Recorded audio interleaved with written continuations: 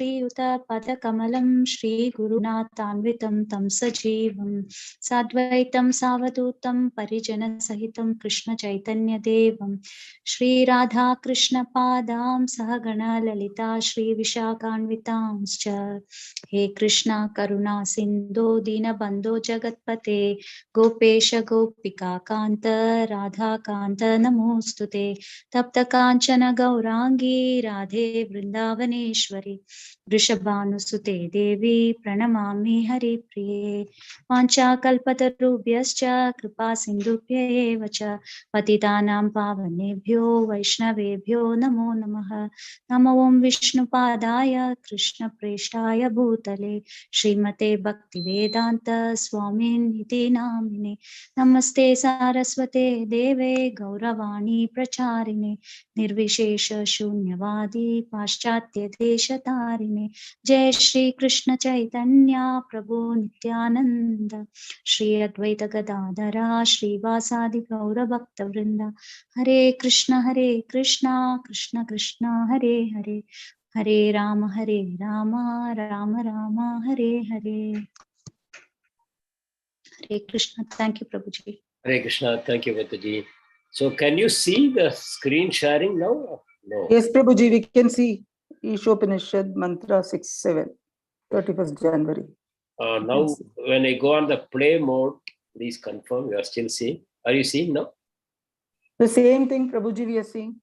Oh, it is zoomed. Now we can see Sri Isopanisad, the book. Okay. Yeah. With Guru there. Yes. Okay, thank you. So if there is any time it stops, please let me know. Sure, Prabhuji. So we'll start. Dandavat Pranam, Prabhu. Namo Vishnu Padaya Krishna Prasthaya Mundale Srimati Radha Srimati Bhaktivedanta Swami Gramini Namaste Saraswati Devi Gauravani Pracharine Nirvishesha Suryavadi Paschatya Devi Jai Shri Krishna Chaitanya Prabhu Nityananda Shri Advaita Gadadhar Shri Vasadi Gaurava Hare Krishna Krishna Krishna Hare Hare Hare Rama Rama Rama Hare Hare Hare Krishna Krishna Krishna Hare Hare Hare Rama Rama Rama Hare Hare Hare Krishna Krishna Krishna Hare Hare Hare Rama Rama Rama Hare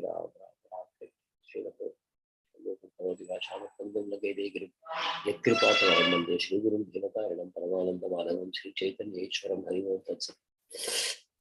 Hare Krishna. So I think because we are recording, we will not wait for more people to join. This is the first time. I think some of them may be just now we have completed one session also. Maybe they may be joining a little later. So shall we start? Or should we wait? Yes. We'll start now, no? We'll start and finish by 7:15 because I have to hand over to Nityananda Prabhu. He will be taking his classes a little later.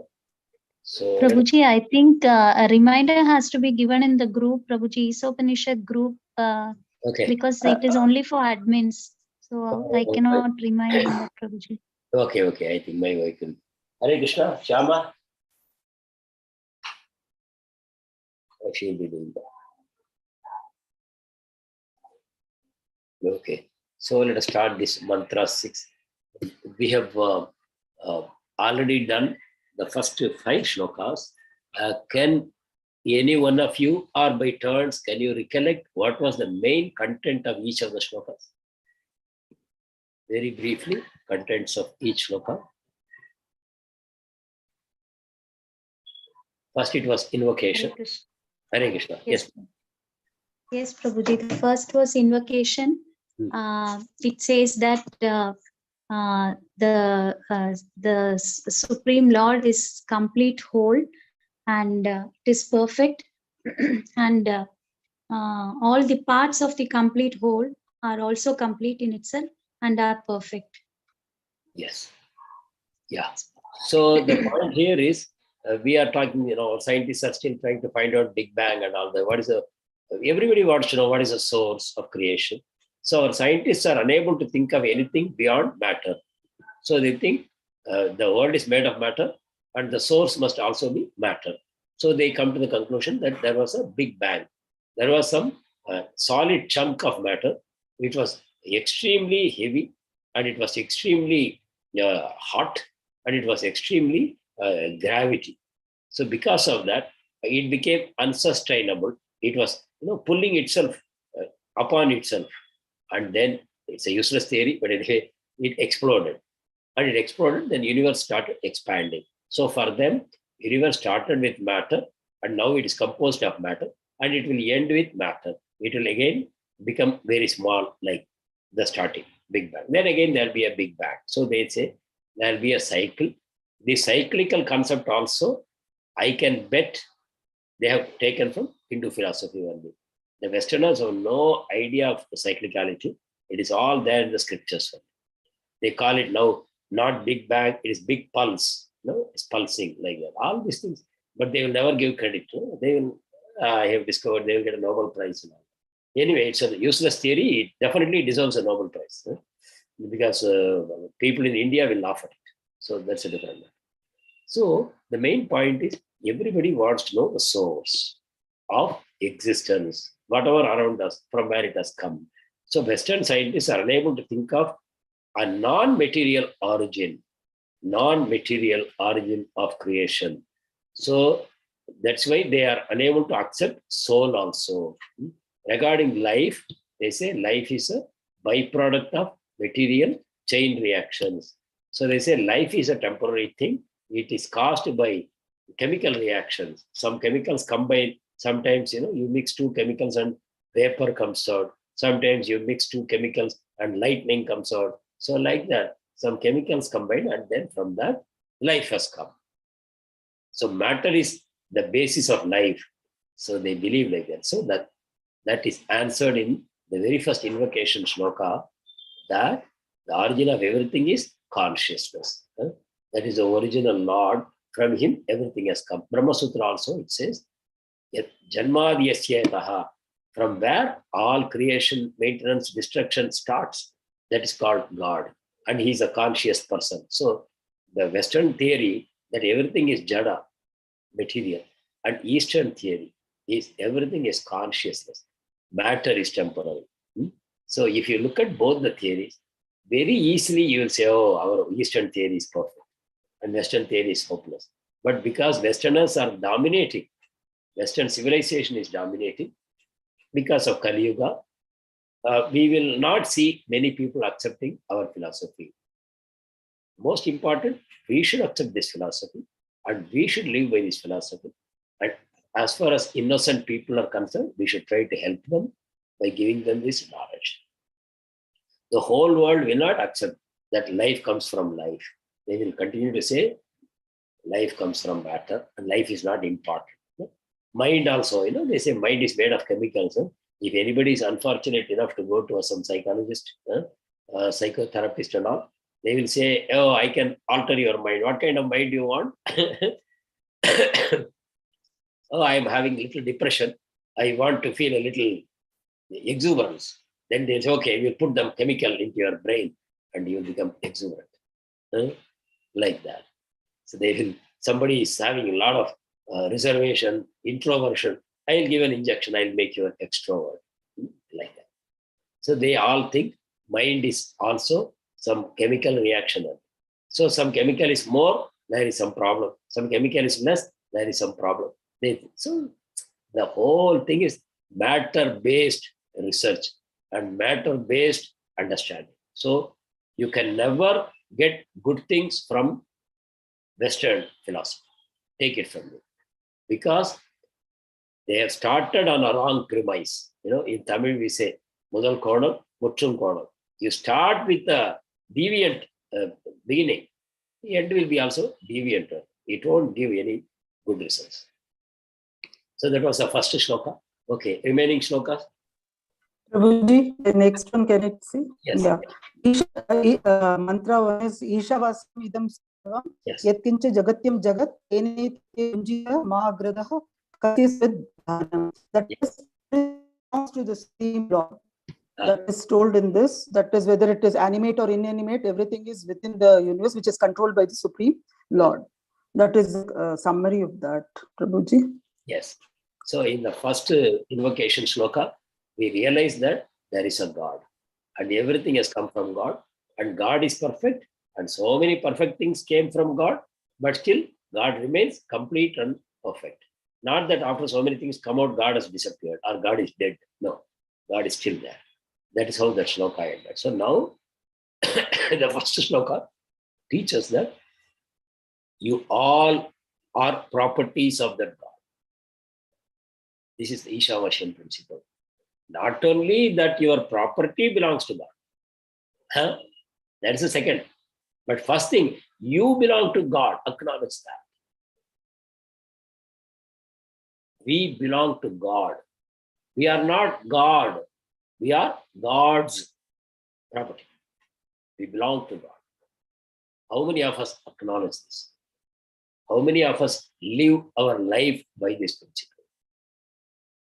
I am a property of God. I am to be enjoyed by God. Bhoktaram, Krishna says, I am the enjoyer. Enjoyer of what? Naturally, one enjoys his property. So Krishna enjoys all the souls. They are all his property.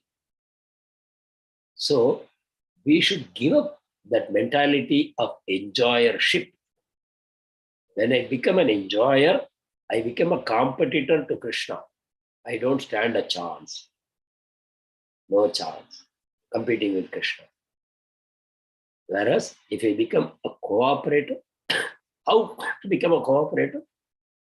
Acknowledge that not only I belong to Krishna, my abilities, my properties, my everything belongs to Krishna. My family, my relatives, all are properties of Krishna. And whatever he has given me as my quota, I should enjoy with satisfaction. And I should not eye the properties of other people. So this is called Ishavasyan principle. Prabhupada talks about it again and again. We should always remember this Ishavasyan principle. It sets you free from all stress, all tension. By accepting that I am not an enjoyer, I am not a Purusha, I am Prakriti. I am to be enjoyed by the Purusha, the only Purusha who is Krishna. I am to be enjoyed by him. Like Krishna married 16,108 wives, and some people are not able to digest that. No, they say, okay, Rama had one wife, that we can understand, but Krishna, why does he marry 16,108 wives? But that is the purpose of the incarnation of Krishna, to show the achintya properties of the Lord. If he also lives like a human being, he will never understand. So Krishna is Purna Purushottam. He will disclose at least some of his inconceivable powers. He will pick up a mountain on his little finger to make people understand, yes, I am powerful. Right? As a little suckling baby, he took the life of Putana. Just 1 or 2 months old, he killed Shakadashra. And he killed Trinavanta. Just like that. He did not change his form. You see, Rakshasas, they will come in one form, but they want to kill, they will take their original huge form. But Krishna doesn't suffer like that. Krishna, like a baby only, Putana is killed, Trinavanta is killed, Bakasura, Adasura, all these people. Krishna doesn't change his form at all. So, for Krishna, it's just a play. For Krishna, everything is only play, nothing else. So that way, he demonstrates his godhood so that we can become attracted to him. Devotees can talk about him. That is why he incarnates. Actually, he does not incarnate to kill Rakshasas and all. Paritranaya sadhunam vinashaya cha dushkritam dharma samsthapanarthaya sambhavami yuge yuge. All this Krishna says, that is not to be taken seriously. Krishna does not incarnate to kill demons or to protect the devotees. That's not his purpose. Krishna takes birth to enjoy. Krishna appears to enjoy. Enjoy with who? Anyone can answer? With his devotees, Babuji? Yeah, that's all. Krishna doesn't know anyone other than his devotees. Because his devotees don't know anyone other than Krishna. His devotees' minds are absorbed in Krishna. So Krishna's mind is absorbed in his devotees. So he comes here to exchange loving pastimes with his devotees. That is the only purpose of his incarnation. So that way, Ishavasyan principle helps us to surrender to that Lord to be enjoyed by him. Remembering fully that the Lord is omnipotent, omniscient, omnipresent. Not only that, he is all good, well-wisher, Suhridam, Sarvabhutana. He is everyone's well-wisher. So, by offering ourselves for his enjoyment, we will be able to enjoy the pleasure that Krishna feels. Just imagine, Krishna is Supreme Lord. How much pleasure he must be enjoying. That pleasure, the tiny soul becomes eligible to enjoy just by connecting to Krishna. Like, connecting up to the power point, you draw power like that. Connecting to Krishna. Krishna is full of bliss, Satchitananda. He's a Prema Swarupi, Akila Rasa Amrutamurti. Just by connecting to him, he becomes competent to enjoy that. That is the only purpose Krishna has. He has created so many souls out of himself. He wants to have loving relationships, dealings with us. So there is a Ishavasya. Okay, next to that, next 2 and 3 shlokas, can anyone say one please? Prabhuji, the next sloka says Yes. that those who don't live as per Ishavarsham principle, Yes. they may aspire to live for hundreds and hundreds of years Yes. without understanding and without following the principles, Ishavarsham principle. That will bind them to the law of karma. Yeah, you are now talking about shloka number 2 or 3 or both? 3. Yeah. So shloka number 2 and 3 flow out of shloka number 1. So shloka number 1 says the benefits of following Ishavasya principle. As you said, they can live for hundreds of years without bondage of karma. But Prabhuji, this translation, it is given, one may aspire to live for hundreds of years if he continuously goes on working in that way. Which way? Which way? The third sloka. No, that's what you said. Which way? No, you read which way? Goes on working in that way. What is that way? In the Ishavarsham principle, I don't know. Ishavarsham way, correct. For that sort of work will not bind him, it says. Hmm. But it will bind him, right? No. The law of karma. Why it will bind him? It will not bind him. The law of karma, yeah. It will not bind him, no. Okay. Because he is doing akarma. Akarma. Yeah, because he is acknowledging the proprietorship of Krishna. He is acknowledging himself as property of Krishna, his wealth as property of Krishna, his family members as property of Krishna, given to him for temporary purpose, to use it in Krishna's service. So if he works in that basis, karma will not bind him. He can, but no karma will bind him. Why? Because it is akarma. He is living to give pleasure to Krishna. By accepting that everything belongs to him and should be used for the benefit of the owner. Yes. Okay. Yes. So in that mood, you can live for hundreds of years without bondage of karma. Na lipyate, karma will not bind him. Next sloka says, but if you ignore this principle, you will go into the darkest hell of ignorance, where there is no light. In the most fallen species, one will be dumped if we fail to acknowledge the proprietorship of Supreme Lord. If I live for my pleasure, my enjoyment, thinking I am this body, I have only one life and I will enjoy it to the best of my ability, then they will go to hell, darkest regions. Okay. So 2 and 3 are over. What about 4 and 5?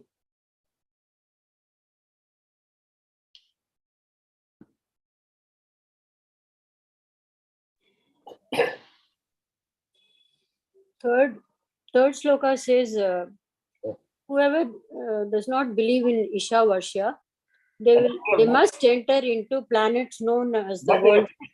Now 4 and 5. This is, it says 3. Okay, 4 I have to say. 4 and 5 have a common theme. Yes. The personality of Godhead is swifter than the mind, can overcome all others running. Yeah. The powerful demigods cannot approach him. Although in one place he controls those who supply the air and rain, he surpasses all in excellence. Right. Next one. Next one is. Next one says the Supreme Lord walks and does not walk. Yes. He is far away and he is very near as well. He is within everything and yet he is outside everything. Yes. So in both these shlokas, some description of God is given in such a way that we can understand that our material logic cannot fit God into any package. Material logic does not work in understanding God. God is achintya, beyond your logic. Logic is a material thing. Please understand, first of all. We always try to apply logic, correct? Talk logically, we say. Oh, you are illogical. We complain like that. So we think logic is the greatest because logic is coming out of intelligence. Mind says, I like this, I don't like this. Mind's job is only to like and dislike. But intelligence says this is right and this is wrong by application of logic. If I do this, this will happen. Do that, that will happen, like that. Intelligence. So that intelligence is the father of logic, right? But that intelligence is material, jada. It is insentient. It's not a living thing. It's a dead thing. Like mind, intelligence is also a dead thing. It's material. So when you talk about God, who is not matter, he's beyond the whole creation. He's transcendental. So your logic should not be applied. But what we will do, we will continue to apply logic. Even after we get our spiritual master, who is transcendental, who is operating on the transcendental platform, and he tells us, my dear child, now I am taking you to something transcendental topic. You will understand this by my mercy and by your surrender. Because this is a descending knowledge, not an ascending knowledge for you to grasp. It's a descending knowledge you have to receive with humility. And that way you will make progress. So in these two shlokas, the inconceivable nature of the Lord is explained. It is explained in such a way that at some point of time, you will fold your hands and say, I give up. I cannot understand. The Lord is beyond my understanding. But I accept the words of my master. I believe my master. My master is a representative of the Supreme Lord. What knowledge he is giving, I will accept it in toto. I accept it completely. If you see Bhagavad Gita, in one point, Arjuna will say, Krishna, whatever you said, I accept it as truth. Like that. That is what is required. Prabhupada will say in his purport, this is required. Why this is required? Is it because the spiritual master is a dictator? He will not accept any questioning? No. It is, first you have to surrender, then question. You can question. But you are unable to grasp the answer without surrender. Your logic will constantly put a screen between your understanding. So that is why tatejati tannajeti taddure tadvantike tad antarasya sarvasya tad sarvasyasya bhashyatah. It's contradictions. He is within everything, he is outside everything. He is far away from everything, he is nearest to everything. Like that, it walks, does not walk. Same way in the first sloka we saw, he is fixed in his place, but in a running race, he comes ahead of everything. Even though fixed in one place, he controls rain, water, the demigods who control this rain and wind and all. So he's powerful, omniscient, omnipotent, omnipresent, but still he has a place. So Isopanisad, in simple ways, it helps you to understand many aspects of God. Many aspects of God. That's the power of the Vedic scriptures. Paroksha.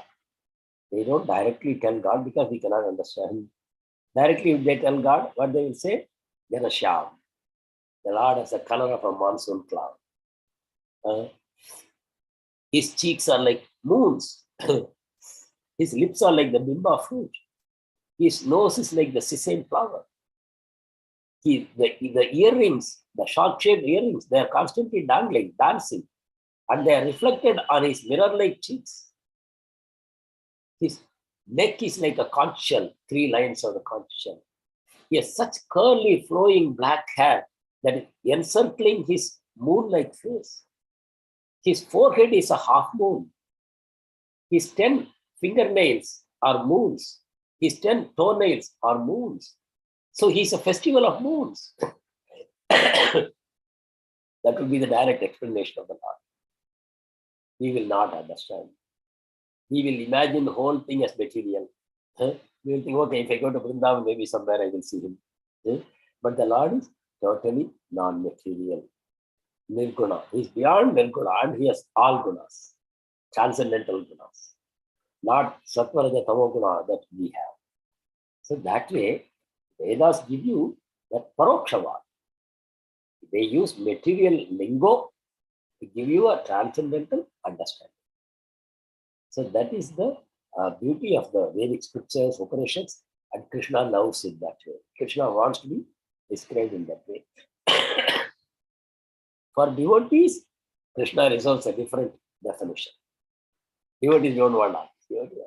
They want to experience Krishna through the ears, through the eyes, through the nose, through lips, everything they want to enjoy Krishna. They cannot stand a moment of separation from thinking of Krishna. Their mind is constantly absorbed in Krishna. The gopis, how many people know this story? Please raise your hands. Uddhava is sent by Krishna to Vrindavan to give a message to the gopis. Whoever knows, please raise your hand.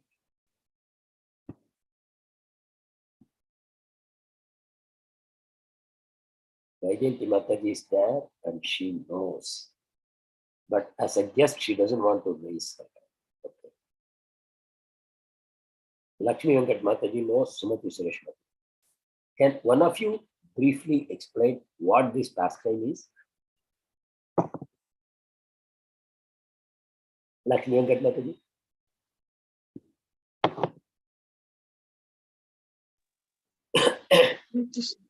Hare Krishna, Prabhuji, I do not know much, Prabhuji.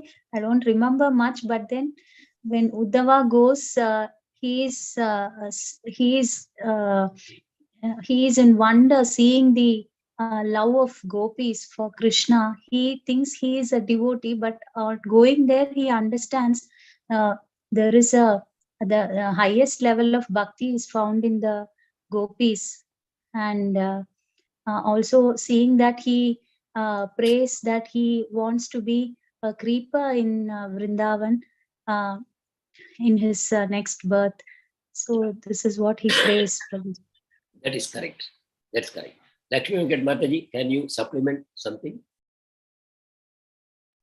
Actually, they get first very, annoyed seeing that Krishna has not come in person and he has sent a messenger. So they are, so desperate to see him. But they are, when he says that I have come and Krishna has told me to see you people, but they are literally in tears and they want to know more about Krishna. Why is he not here? Why he has left that place? A little bit, so much only I know.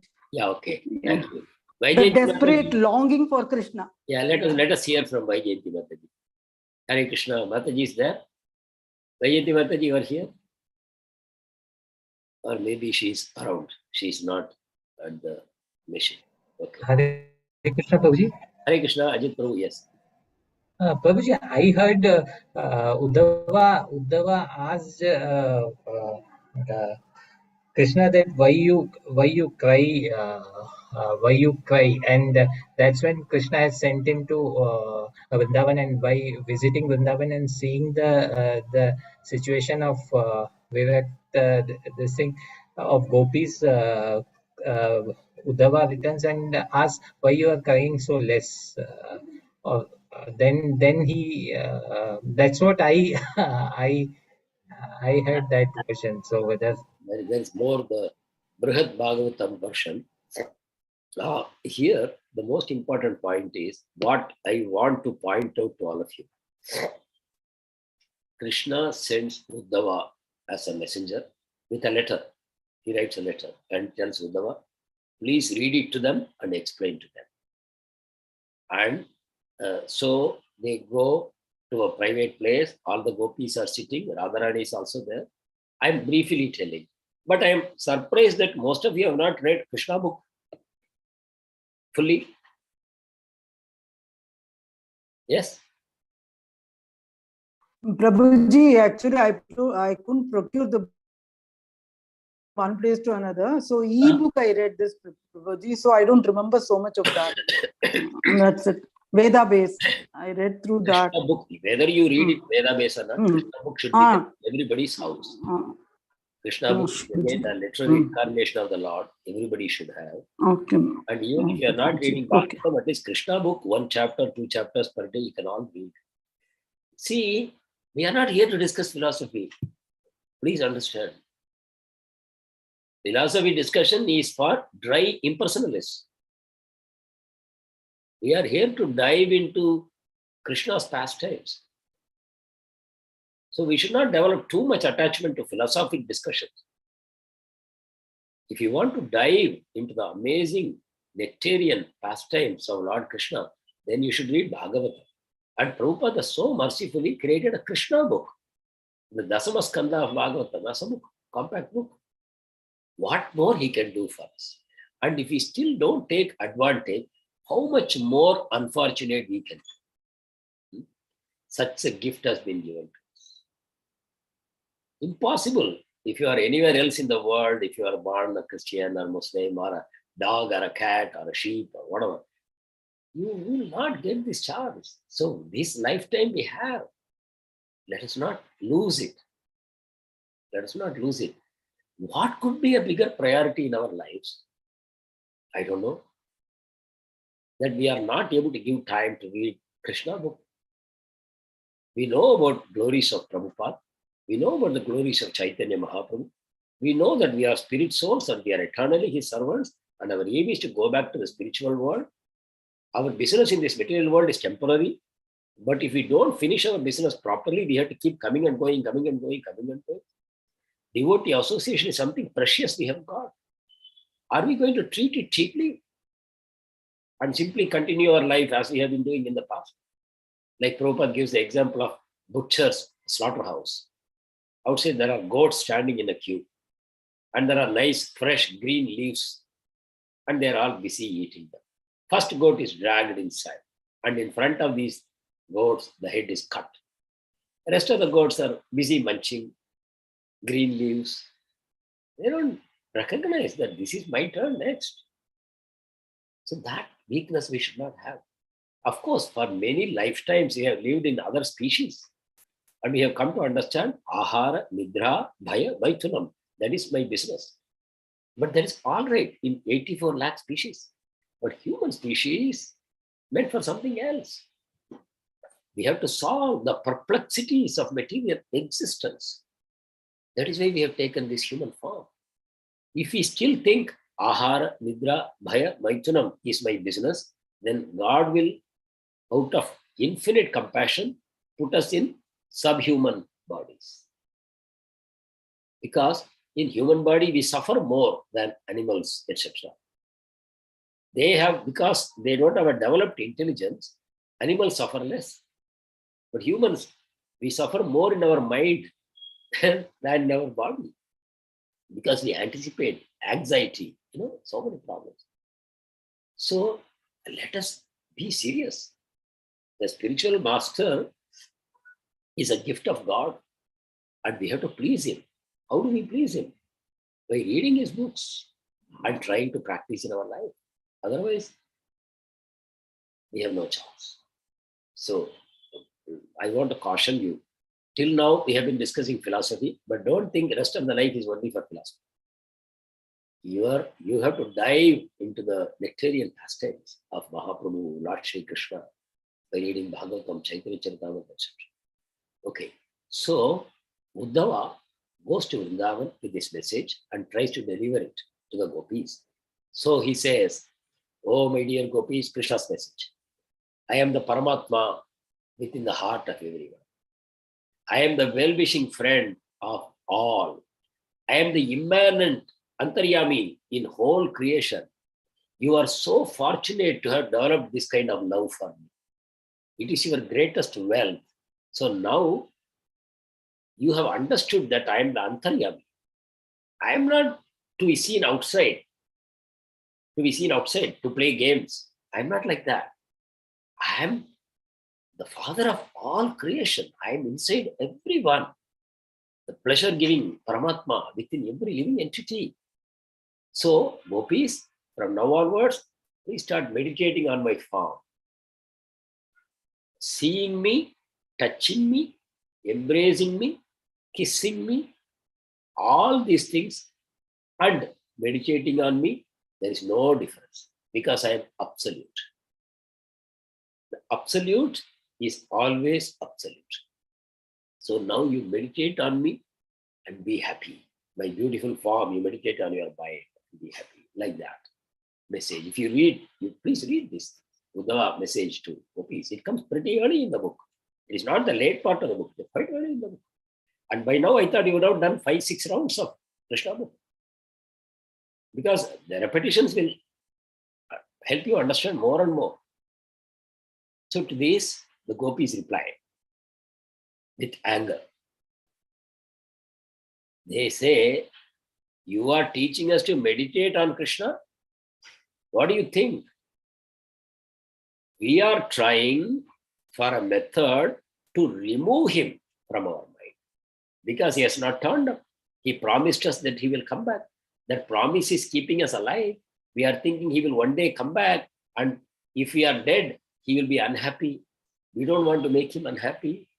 We cannot tolerate that. So we are somehow keeping alive.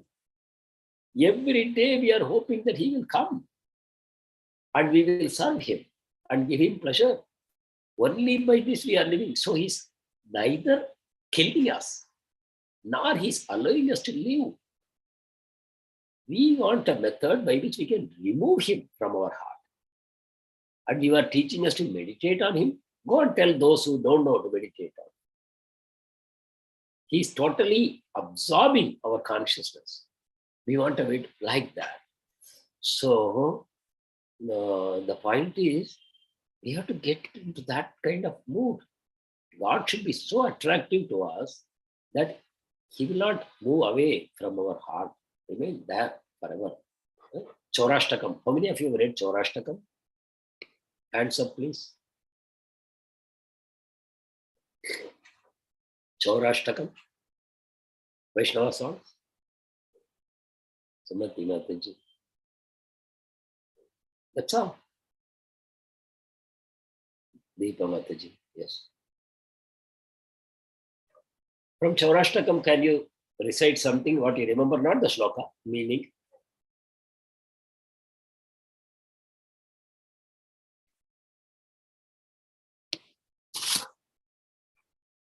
Any one of you? Sumati Mataji and Lakshmi Mataji. Deepa Mataji, yes, put your hand down. Chaurashtakam. Any of you remember? Prabhuji, actually, I'm using mobile, and so it's getting confusion. Okay. Clicking on this. Okay. So, Deepa Menon Mataji. I don't remember much, but I remember reading the meanings of those verses, and it says like, "I'll keep you tied within my heart. How can you escape from my heart? Yes. You have stolen my heart." Something to those lines. It was very nice when I used to read it before. Now I have not read it for a long time, so I've forgotten exactly word to word. Yeah, very good, very good. Yeah, he says, Krishna is the biggest chore I have seen. The world has not seen a bigger thief than him. He can steal the butter in Vrindavan. He can steal the clothings of gopis, or he can steal the sins of his devotees committed over millions of lifetimes, mountains of sins he can destroy. Such a thief we have never seen. Like that he describes Prabhuji, can I just Yeah. recite? I can't sing so well. No, Mataji. Everybody should read it after this class is over. It is not Okay, that class is over and I will forget it. No, Prabhuji, I've read it, but I don't remember so much of that. Please, all of you, Okay. these things as your treasures. I don't know. There are obviously some treasures you are all having at home or the locker or in various places, but they are useless. What you consider as your treasures. This is your real treasure. I don't know where you have lost it. Please get them back into your minds. So he describes the nature of this thief, but then he says, even though you are able to destroy the most indestructible knots, but the knot of love, K-N-O-T, done by a devotee, you are unable to escape from it. The knot of love that a devotee binds you, you are unable to get out of it. So I have imprisoned you in the dark prison of my heart. It is full of unspeakable things, full of darkness, but I have bound you there. And now, forever, you have to remain imprisoned there. Even for ages, I will not release you. So that is the kind of consciousness that we need to have. For that, we have to work on it. We cannot say, okay, Bilomangal Thakur wrote like that. Maybe he was fortunate to have such emotions. But for me, maybe it will come after some lifetime. No, it will never come. Unless we work on it, how it is going to come? Yashoda Mai, she tries to bind Krishna. She never gives up. And ultimately, Krishna decides to get bound. So her endeavor had to please him. Then his mercy came. So where is our endeavor? We have to question ourselves. Where are my priorities? Why am I not able to give enough time for Krishna? I'm not telling you only, I'm telling myself. This is a rare chance we have got. Are we going to lose it by our casual attitude? Or are we going to make solid progress in this lifetime? It's a call that all of you have to take. All of us have to take. Okay, so the 6th shloka. Yes, to acha, what is the time now? I'm not having the clock. 7, huh? It's going to be 7. Yes, Prabhuji, 7. Yes, Prabhuji. Okay, no harm. When it is 7:30, please remind me. Please remind me. Okay. So 6th shloka. Yastu sarvani bhutani. You can read along with me. Stay muted, but you can read. Yastu sarvani bhutani atman yevanu pashyati. We have to combine here. Atman yevanu pashyati. Sarva bhuteshu chatmanam tato na vijugupsate. Once again. Yastu sarvani bhutani atman yevanu pashyati. Sarva bhuteshu chatmanam tato na vijugupsate. Translation. He who sees everything in relation to the Supreme Lord, who sees all living entities as his parts and parcels, and who sees the Supreme Lord within everything, never hates anything or any being. Yeah? So Prabhupada adds for good effect, anything or any being. Things are also Krishna, beings are also Krishna.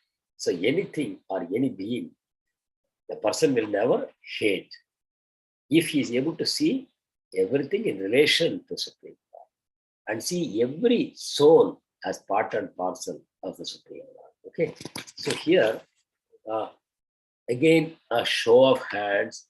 How many of you have read these purports already?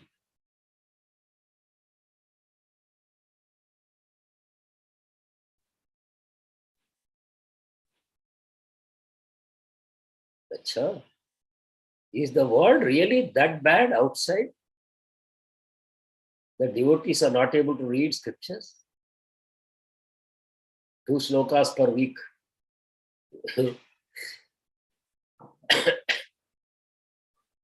Is the world? Sorry, Prabhuji, this time I was reading Bhagavad Gita and did not find time for Isopanisad, Prabhuji. Sorry, next time we will do that. Yeah, We are doing the daily sadhana, but somehow we are getting caught in the household works and all that. conditioning. Guruji, very Yeah. trouble. Actually, we want to read and we want to, that thought keeps coming. Prabhupada's books we have to read. So, Now, please try and see, because there is no clear-cut formula for this. But we have to try and examine which are the things that I can become more efficient at doing, so that I will take less time, and which are the things which are not that important that I have to do, and I can cut them out of my daily schedule, and which are the things, gaps between two activities, how can I effectively dovetail it into reading some scriptures or hearing some scriptures. Broadly, we have to be constantly thinking that my life should be dovetailed on Krishna-centered activities. So where the problem is coming is something we have to introspect a lot. No outsider can pass a judgment on all these things. Maybe you are right, maybe you are not right. You have to examine. That is there some way in which I can improve my schedule, improve the way I am working. Maybe my planning needs to be improved. Maybe my organizing needs to be improved. Maybe my directing needs to be improved. Whatever it is. But we can examine all these areas. Kalikumar Ghosh Prabhu, want to say something? Yes. No, just I just wanted to say I have read it. Yes. Very good. You have read, na? Okay. Thank you, Prabhu. So yes. I'll be really, really glad. Not me, Srila Prabhupada. If you read. If you read. The whole purpose of this exercise was to make all of you read. But I'm afraid it will end up as again I am giving some classes. So it has to be a reciprocation. You have to read and you have to talk. And when I say something, you have to give some counterpoints like that. It should be a live discussion. It should not simply be me saying something and you all listen. That is gone 2 years back. We have had enough time to progress in all these things. So you should all be talking. Okay. So in this shloka, Prabhupada is talking about 3 stages of realization of God for a devotee. A beginner devotee is called Kanishta Bhakta. Then middling, he has crossed Kanishta, he is called Madhyama Bhakta, and he has become the best, then he is called Uttama Bhakta. And Prabhupada says, this shloka talks about Uttama Bhakta. So, why we should learn about Uttama Bhakta? Because we should all become Uttama Bhakta. Then only we are able to go back home, back to Godhead, to be with Krishna, to engage in his eternal pastimes forever. Never to come back to this miserable material world. So, we have to learn what is a Kanishta, what is a Madhyama, and what is a Uttama. And we have to know where we are. Actually, Kanishta is such a broad definition. Kanishta means beginner. Such a broad definition. We should not immediately think, oh, I am a Kanishta Bhakta. No. We may be at the entry level of Kanishta Bhakta. And there may be a long way to go. And we will still be Kanishta Bhakta. Then we will enter Madhyama Bhakta, entry point. Then slowly, become a more serious Madhyama Bhakta. Then Uttama Bhakta stage will come. So, Prabhupada talks about Kanishta Bhakta. What are his qualities? So, Prabhupada uses the word Adhikari. This word, please note down in your books. This word you will come across again and again in scriptures and in discussions. Adhikar means you all know. Adhikar means right. Adhikari means one who has the right. It's called Adhikari. So one who has Adhikar for a low grade bhakti is called Kanishta Adhikar. He has only got that much. So what is that? Prabhupada explains. He goes to the place of worship, say temple, church or mosque, and he worships according to scriptural injunctions. Whatever the scriptures say, according to that, they will do worship there. That is, they go to the place of worship thinking God is there only. And as they have been taught, they will do the worship there. So naturally, in church or mosque, there is no deity. In our case, we have deity. So we have a better position to worship the Lord in our temples because we are Sanatana Dharma. We have a more evolved religion here. So, but the Kanishta devotee thinks God is only here, only in the temple, only in the mosque, only in the church, only in the deity. He will not understand. We saw in the translation to the sloka, he should see Lord is present in anything and everything. Everywhere, Lord is present. So why I should worship only in the temple? So that proper understanding should be there. Not only in the temple I should worship the Lord, but I should worship the Lord in every living being. That is the lesson the Kanishta devotee has not learned. So what he will do? He does not understand that there are three grades, Kanishta, Madhyama, Uttama, and he thinks I am a devotee. That's all. He doesn't know. I am a Kanishta. Right? I am a low quality bhakta. He doesn't even know. Or maybe I'm not even a bhakta. I'm thinking I am a bhakta, but I may not be. So these things, by staying in devotee association, regularly performing Navamida Bhakti, it is revealed in our hearts. So as of now, let us understand that a Kanishta devotee worships only in the temple as he has been taught, and he doesn't know at what stage he is there, and he cannot tell others also whether they are advanced devotees or beginner devotees. He cannot tell. So sometimes he will do offense to advanced devotees, or he may give excessive importance to a beginner devotee. Why? Because that devotee is coming in a Mercedes Benz and he's wearing a nice coat and suit and all. So he must be a superior devotee. Another devotee is coming in dirty dhotis. So he must be a Kanishta devotee. He may make it. But that devotee may be a more advanced devotee. So Kanishta devotee has this problem that he may commit offenses by not appreciating the qualities of devotees. So such devotees follow rules, routine formulas, and they may also fight with other devotees.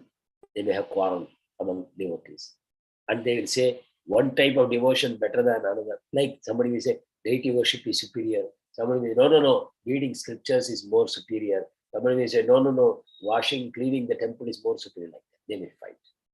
So Kanishta Adhikari is fortunate that he has come into devotion, but they have to be very, very careful. They may fall down and be out anytime. So Kanishta Adhikaris are actually materialistic devotees. Materialistic devotee means what? They want to enjoy material pleasures, but at the same time, they want to transcend the gunas. So that is a Kanishta Adhikari. So Kanishta Adhikari knows that he should transcend the gunas, but he is still having anarthas. He wants to enjoy, and his understanding of God, understanding of scripture is incomplete, very less. So his mind can be swayed. Second type is Madhyama Adhikari. And Madhyama Adhikari, mainly, he makes four kinds of distinctions among people, among living entities. Number one, Supreme Lord, exclusive, Asama Urdhva, Supreme Lord, above all. Second, devotees of the Lord. Third, innocent people. Fourth, atheists, envious people. So he will deal with them, each of them different. Supreme Lord, he reserves his complete devotion. Devotees who are the friends of the Lord, he deals with them very nicely, giving association, taking association, and talking Krishna Katha in their presence and performing bhajana with them like that, with devotees. And within devotees also, he will make distinction between Uttama, Madhyama, Kanishta. Madhyama Adhikari knows all these things. And he is very strong in scripture. Nobody can argue and defeat him. He can defeat anybody with strong philosophic basis. And then innocent people, he will try to bring them to devotion in a nice way by giving them good feelings, bring them to devotion. And atheists, he will avoid. Let us leave it here. For atheists also, Madhyama Adhikari gives services, compassion, but that we don't have time now to talk, so we leave it like that. So the Madhyama Adhikari, he adores the Lord, considers him as the object of love. So that's the most important thing. But he also does not neglect devotees, innocent people like that. So Madhyama Adhikari is now done. Now comes highest platform, Uttama Adhikari. And this sloka is about him. So Uttama Adhikari, he sees the presence of the Lord in everyone. That means he sees the soul as part and parcel of Krishna. He also sees Paramatma, which is in everyone. There is a soul in every body, and there is the same Paramatma in all the bodies. This he knows. So between a dog and a Brahmana, he will not make any distinction. He will say, dog is also soul, Brahman also soul. The soul in the dog body, it has misused the independence. So it has become a dog. The soul in Brahman body, it has properly used the independence. It has got a Brahman body. So he will appreciate the soul within is all God's part and parcel. By the actions, they have taken different bodies, but body is external. The soul is part and parcel of God. With that mood, he will give respect to everyone. So naturally, you will see, he may not preach. He will serve everybody according to his ability by appreciating what is a need for everyone. So Uttama Adhikaris are generally not considered as preachers. So now I have a question for you. What kind of Adhikari is Srila Prabhupada? Uttama Adhikari Prabhuji. Uttama Adhikari Prabhuji. Uttama Adhikari Prabhuji. Okay. So Uttama Adhikari, we have read the description that they don't preach. They see everybody equal and they don't see any need for preaching. So what do you say about it? He was trying to follow his guru's instructions, Prabhuji. So Yes. that's where Prabhuji. he was different in. Yeah. Because there are a lot of contradictions if you consider Vaishnavas doesn't travel, leave their country. There are a lot of things like that. But he has taken up his guru's instruction and he was doing all these things. So Very good, excellent. Yeah. So we should not try to apply the rules like that, on everybody. Anyone who is 5 feet tall, I will put in one category. Anyone who is 5.5, I will put in another category, like that. Devotees cannot be put into such straight jackets. It's not possible. But we have understood the broad principle. As Ajit Prabhu said, Prabhupada is Uttama Adhikari. Excuse me, Prabhuji.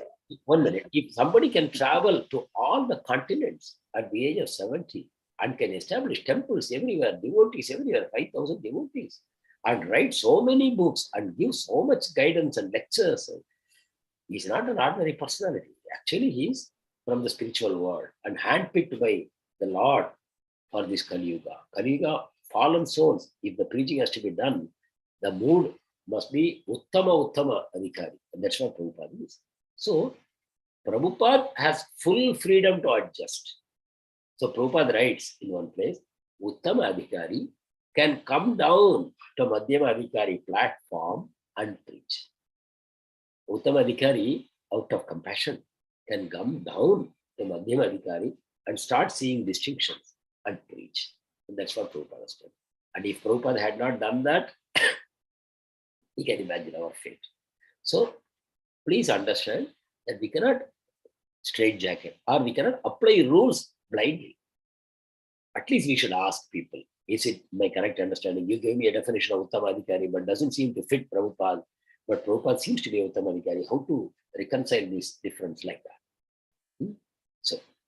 So Uttama Adhikari, now we have understood. So Prabhupada says, this Uttama Adhikari sees the soul in everybody and he sees everybody as equal. Now we have a set of politicians or social workers. They also say everybody is equal. And they are also doing some philanthropic work. How do you comment on this?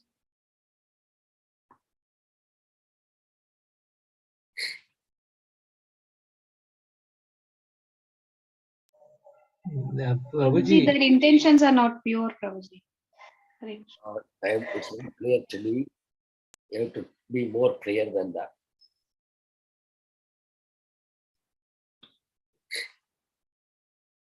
Hare Krishna, Prabhuji, can I try? Yeah, yeah. Prabhuji, you can't consider them devotees itself, because they, what I understand is they don't understand God, or their intention is not to understand God when they are talking about it. It's they are they are talking on the materialistic platform with uh, with materialistic intentions. So they are not doing this for the God consciousness. That is what my understanding of. Yeah. So the point is, they are working on the material platform. They want to give benefit on the material platform, like giving money to people, clothing to people, sense pleasures to people, medicines to people, building houses for people. So treating everybody equally. All are citizens of the nation. So we should give. But what they are doing, they are saving the clothes of a drowning man. Everybody is drowning in birth and death, ocean of birth and death. And what they are doing, they are simply saving the dress of a drowning man and saying, we have saved him. So whether it is a businessman, or it is a politician, or if it is a social worker, all these people, what they consider as service is on the bodily platform. Even though they say everybody is equal, they are saying the bodies are equal. By birth, all bodies are equal. They have no consciousness of the presence of soul inside. There is a question of equality of the soul. They have no idea of the soul. They think body is the ultimate. So can they solve the problem? A spiritual man saying all are equal, what will be his effect on people? He will give them the spiritual knowledge. He will give them the spiritual path, and he will teach them spiritual prayojana, and he will guide them along the path nicely, so that they will not be too much visana titikshasva, toleration. He will tolerate the problems of life and make steady progress in Krishna consciousness. So, a Uttama Adhikari preaching is different. A politician, he is talking equality is nonsense. That is complete nonsense. On the bodily platform, equality cannot be there. Why? Because based on my past karma, I am given a body. How can I be equal? Unless you deny the presence of soul, unless you deny the existence of reincarnation, you cannot say all are equal. I have my karma, you have your karma, they have their karma, everybody has karma. According to my karma, I have been given a body. How can I be equal? My karma means maybe I have to suffer a lot in this birth. Somebody else has karma, that means they have to enjoy a lot in this life. Somebody else's karma, they have a mixed experience in this life. How can I say they are equal? And how can I solve the problems of these people? Somebody born lame, somebody born blind, somebody born with this chronic diseases. How can you say they are all equal? They are not equal. On the bodily platform, we are not equal. On the soul platform, we are equal. Yeah, soul is beyond the karmas on that platform. So that we have to understand. Okay, so this shloka we have finished. How much time we have?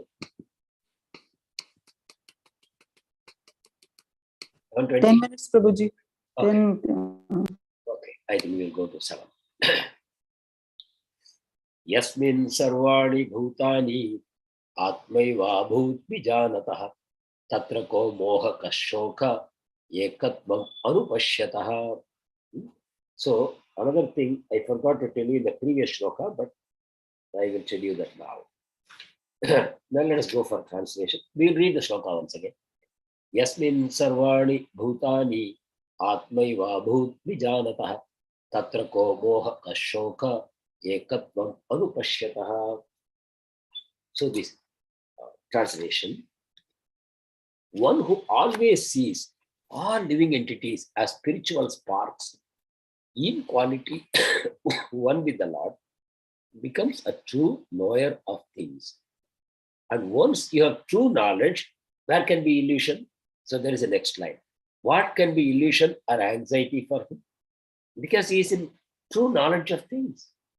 So once you are in true knowledge of things, where is ignorance in you, illusion in you, or anxiety in you? So true knowledge solves the problem of ignorance and anxiety. And what is the true knowledge? I must see all living entities as spiritual sparks. Lord has one spiritual fire, and every living entity is spiritual spark. In quality, one with the Lord. This is what they have to see. So Prabhupada is saying here, he's explaining what this qualitative oneness. The souls and super soul, what is a qualitative oneness? So Prabhupada says, 80% of the qualities of Supreme Lord is found in all souls. 80%. Lord has 64 qualities, the soul has 50 qualities. Almost 80% they have. Immediately we should think, oh, that means we are almost close to God. We should not think like that. Prabhupada explains with the example of a huge fire and a spark.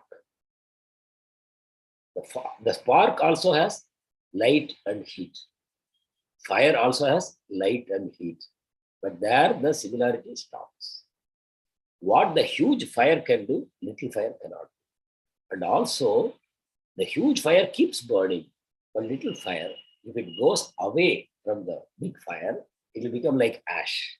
It will have no more luminance. It will not shine unless it comes close to the fire. It will not shine. Similarly, but Prabhupada explains beautifully, but at the same time, one is Shaktiman, other is Shakti. The example of fire, light and heat is given. Fire is the Supreme Lord. The light and heat automatically come from the fire. That is our Jivatma, material nature and Jivatma. So, there is no meaning to fire without light and heat. Yes, take away the light and heat, where is fire? So that way, Shakti and Shaktiman are the same, but they are not the same. When you see the soul, you are not seeing God. You are only seeing a part and parcel of God. So this we have to always remember, that I am eternal like God. I share 80% of the qualities of God, but in minuscule quantity. I am an atomic particle. Lord is an unlimited being. So that difference we should understand. But because we are qualitatively one, that means we are the children of God. And if we can cooperate with Him and serve Him in His plan, we should understand His plan and cooperate with His plan. Then we can live happily forever. But if we don't cooperate, and what is cooperation? Loving surrender. Loving surrender means what? I have minute independence, not a supreme independence. That minute independence, if I misuse, I fall into inferior species. But in the minute independence, I dovetail it with the plan of God, then I can go back home, back to God. So the minute independence should not be misused to go away from God. That independence should be used to cooperate with God, to surrender to God. Then I receive perfection in my life. So that is the message Prabhupada is giving. So this 80% business, we should not get confused. Also, Prabhupada gives the example of a huge ocean and one drop of that ocean. Chemical analysis, the ocean water, the drop water will have the same results. But still, how much salt is there in one drop? Or can you float a ship in one drop of water? In the ocean, unlimited ships are sailing. Or in the ocean, there are huge crocodiles, alligators, whales, sharks, so much life in one drop of water. Or you can dive into the ocean and come up with huge pearls and gems and stones. What you will get from one drop? So we should understand that it is nice to know that we are part and parcel of God, but we have no meaning to our life if we are disjointed. So Prabhupada would give the example earlier that the hand is a part and parcel of my whole body. It's a complete whole. My arm is a complete whole, part and parcel of my whole body. If it is connected to my body, it is serving its function properly. But if I cut it and throw it away, it will shrivel up. It will no longer serve any function. So we are all part and parcel. By disconnecting, we are decaying. By reconnecting, we realize our true position. So it's not that Krishna is a dictator. No, Krishna is our Father. He loves us. And He's trying to make us understand, you fools, I am trying to help you. But we have so much ego problem. We say, why I should surrender? Why I should surrender? Actually, what is surrender? Mother and child Who surrenders to who? Mother or child? Between the two, who surrenders? Mother, Prabhuji. Yeah. Any other counter view? Is it the mother who surrenders or the child who surrenders? Mother Child, surrender. Prabhuji. Yes, I think Prabhu. Who surrenders? It is Child, mother. Prabhuji. Child? Huh? Mother? So there are It multiple. is mother because she always tries to satisfy the needs and needs of the children. Okay. So very good. So what is the definition of surrender according to you? Ghosh Prabhu? Loving service Definition of, without expecting. yes, loving to the maximum extent without any expectation, and doing anything possible for whom I am loving or I am surrendering. Yeah. Willingly and heartily, without any grudge or anything. Yeah. So is it called love or is it called surrender? Prabhuji, it is surrender in love. Yes. Because without love, actual true surrender cannot happen. Physically, we may appear to surrender, or by words we may mention that I am surrendering to you, but heartily it does not happen if I do not love. Yes. So now we have to understand. Very good. So now we have to understand when we are talking about surrender to Krishna, we are talking about the surrender of mother to a child. We should be like mother to Krishna. We should have protective feelings.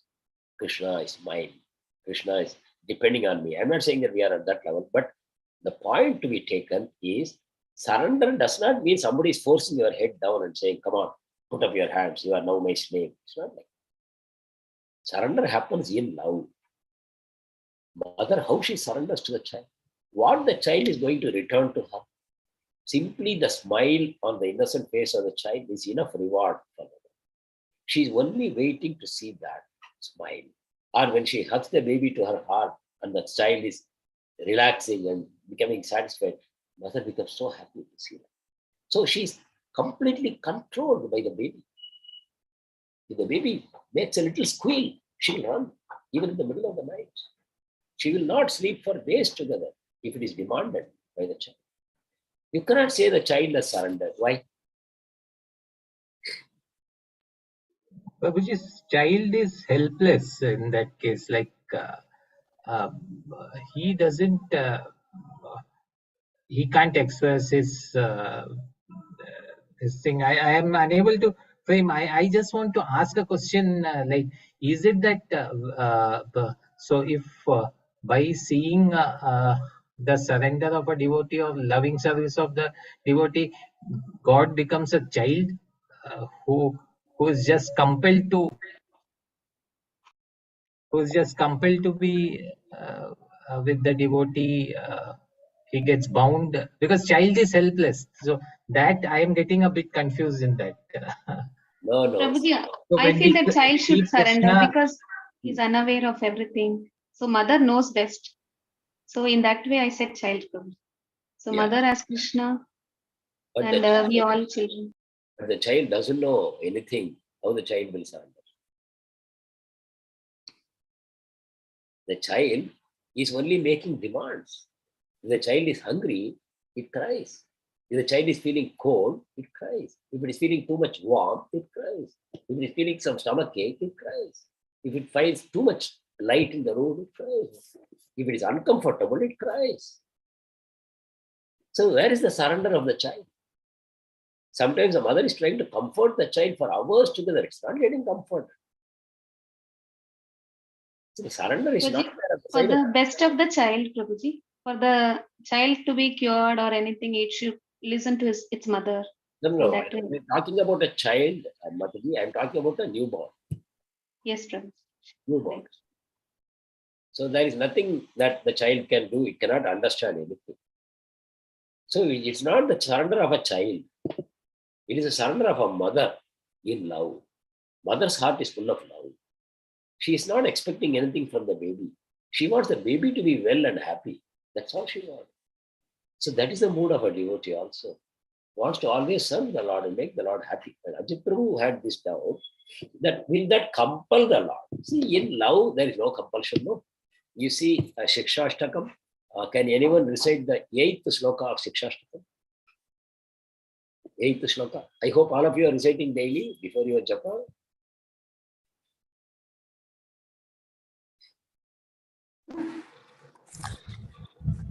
Yes, Prabhuji. Prabhuji, may I, Prabhuji? Yeah. Ashilashya padaratam pinashtumam adarshanan rahatam karotuma yata tatava vidadatu lampato mata prananatastu sa eva naparah. Very good. So please read the meaning of this sloka. That is what surrender means. That is what surrender means. You can. Prabhuji, in this, that is, it is said that nobody is more powerful or more greater than Krishna, and he is always he wants that he should be always his own. That is, the devotee is saying that he should be always his own. Even if he refuses to, I mean, what to say, even if he chastises him or whatever it is, he wants only Krishna to be with him at any cost. Yeah. Ask me, Shiva, you can embrace me or you can crush me under your feet. You can give your darshan to me or you may stay away from me for lifetimes. You are free to do anything with me. You can go with any other women, completely neglecting me. But you are my prananath. You are the master of my soul. So I am your slave. Mat prananataha tu sa eva naparaha. But you are my master of my soul. I cannot complain. Asrisheva padaratam pirashtuma. You embrace me or you crush me under your feet. You give darshan to me or you disappear from me for a long time. But you are going with anybody else, no problem. For me, you are the one thing. For me, you are the one. So that kind of a chaste lover we have to be. So that is no compulsion. Krishna is compelling us? No. Same way, is Krishna compelled by devotees? No. Why devotee will compel? Devotee surrenders to Krishna. Then where is compulsion from devotee's side? Ajit Prabhu. Got it, Prabhuji. Yeah, love doesn't Demand. love is you doesn't compel anybody to love. Yeah. Today, of course, we understand love differently because of too many movies and all that. Love means demanding a little, but that is not really love. That is carnal love. Come on. It's unconditional. Yeah. Come on. Here, you want to surrender yourself. That is love. That is prema. Prema means you want to surrender yourself. Then Krishna wants to surrender himself. He's not forced. When devotee surrenders, Krishna wants to surrender. And devotee surrenders even more. Krishna surrenders even more. It's a transcendental competition going on. Krishna wants to serve the devotee. Devotee wants to serve Krishna. And devotee doesn't want to accept service from Krishna. But Krishna is saying, he's begging the devotee, please take some service from me. You are making me a debtor for life. No, I want to reciprocate with you. Devotee says, come on, Lord, I am not a businessman. I am not asking anything from you. I am not here to do business with you. I simply want to love you. Lord says, no, it's not good enough. I want to give you something. I want to make you Indra. I want to make you the master of this universe. I want to give you eternal life, or I want to give you Brahman realization. What? Devotee says, why, Lord, don't be disturbed. I am happy as I am by serving you. That's all. A devotee has no demand at all. That's why a devotee is called akama. Please write down akama. Yes, Mataji. It's time. Prabhuji just wanted to remind you. Yeah, okay. Thank you, Mataji. So it is 7:30, no? Okay, let us rush up and complete this sloka. There is not much to discuss. So we have to remember, what is this quality-quantity business? We should not think we are as good as Krishna, but we are a family. Krishna is head of the family. We are all members of the family. Krishna has created this family. Why? Krishna wants all family members, including himself, to be happy. Krishna has a plan for that. That is the spiritual world. It's perfect. Everybody is serving each other. Krishna being the center, everybody is serving Krishna. In that platform, there's no competition. Everyone is happy. So, so Krishna wants us to come there. This is the message. To cooperate with Krishna. That means we are all one. Does not mean one only. No, but it is we are one in purpose. We are one in purpose. And what is the purpose? To serve the interest of Krishna. In that way, we all become happy because we are all one family. So Prabhupada gives this from Vedanta Sutra, Anandamayo Abhyasad, means both the Supreme Lord and the souls, they are made of Ananda. They are all meant for Ananda. But by coming to the wrong place, we are suffering. We are in the material platform, which is not meant for enjoyment. So Krishna is calling us, come to that platform. It's called Nirguna platform. Take care, note down in this notebook. Nirguna platform means there is no guna, but there is a spiritual world. So what does it mean? There are no gunas in spiritual world? No. There is no sattva, rajo, tamo guna in the spiritual world. That is there only in the material world. But spiritual world is full of transcendental gunas. So when we say nirguna, please don't understand that there is some formless, qualityless God. No. Full of transcendental gunas. The deficiencies of material gunas is absent in spiritual world. So that is what we have to understand. So today, and Prabhupada again gives a very important point here. The center of enjoyment should be Supreme Lord. That is what is Vaikuntha. And what is the center of Supreme Lord? Spiritual rasa dance. Krishna is performing rasa dance. That is the center of enjoyment. Rasa dance with all surrendered souls. The highest is rasa dance. And we can join there. That is the invitation. Gaudiya Vaishnava Sampradaya is giving to us. Chaitanya Mahaprabhu came to give us. Prabhupada came to give us. This is the special offering of Gaudiya Vaishnava Sampradaya for this age of Kali. This is the Yuga Dharma. And Mahaprabhu is the Yuga Avatar. Nowhere else you will get this. Entry into rasa dance pastimes of the Lord, which is the highest. It is beyond what we call Vaikuntha. It happens in Goloka. And in Goloka also, this is the highest pastime. So that is what Krishna is inviting us to join. So don't think Krishna is compelling us to surrender. If people say, you should laugh. That's all. So when you reach the highest platform, this sloka says, there is no moha, illusion, there is no shoka. Because you have true knowledge, there is no more lamentation. So we have a godless civilization now because of illusion. What is the illusion? I am thinking I am the body. When I die, everything is finished. My existence is between birth and death only. Like that. There is no soul, no karma, no reincarnation, like that. And you remember, we have a godless civilization now. Which school is teaching the existence of soul? Which school, which college, which university, which institute, like IIT, IISc, IIMS, anyone who is teaching the existence of soul? So this is a godless education system, godless civilization, extremely dangerous to live in such a civilization. People have no sense of God, means people have no sense of ethics. The presence of ethics is misleading. There's no ethics here. It is the ethics of thieves. Thieves went, burgled some houses, they brought everything in one place. Then they said, oh, we are honest people, we should share equally to all the thieves. That's what. So we have all stolen from God and we are trying to show some ethics. So basically, a godless civilization is a very dangerous place.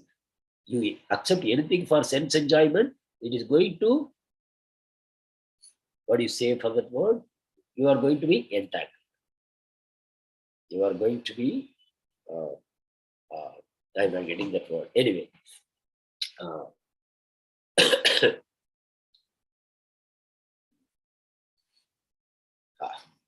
Whatever. So you are going to be implicated, in a crime. Crime has happened. The judge is having an inquiry. So you will be also implicated if you try to enjoy. This is all stolen property. You may think, I have worked hard, I have earned my money, this is my house, this is my property, this is my car. What is wrong with my enjoyment? You will be implicated. Why? Because you are living in a godless civilization. In a godless civilization, everything is happening by thievery. So you should try to minimize your needs. Ishavashya. Everything belongs to Krishna. In that mood, we have to live. Okay? I think we have come to the end. So please write down these two terms, Atma Bhuta, Brahma Bhuta. These two terms, Prabhupada is saying, both mean the same. What is that? To see the soul or Paramatma within, or to see everything is coming from the absolute truth, Brahman. So Brahma Bhuta, Atma Bhuta, both are the same meaning. The meaning is the soul is eternal and it is part and parcel of Krishna. That realization is Atma Bhuta or Brahma Bhuta. So with that, we come to the end of this sloka also. I request all of you to please study at home once again while you are fresh with this. Thank you very much. We'll end the session here. Vancha kalpatarubhyascha kripa sindhubhya evacha patitanam pavanebhyo vaishnavebhyo namo namaha. Ananta Koti Vaishnava ki jai, Srila Prabhupada ki jai, Gurudev ki jai. Hare Krishna. Hare Krishna. Thank you, Prabhuji. Hare Dandavat Krishna. Pranam Thank you so Prabhuji. much. Hare Dandavat Krishna Pranam. Prabhuji. Hare Krishna Prabhuji. Thank you so much. Hare Krishna Prabhuji. Hare. Thank you so much. Thank you. Very well. Jai Srila Prabhupada. All glories to Srila Prabhupada. We are all beggars and Prabhupada is filling our begging bowl with so much mercy. Let us have the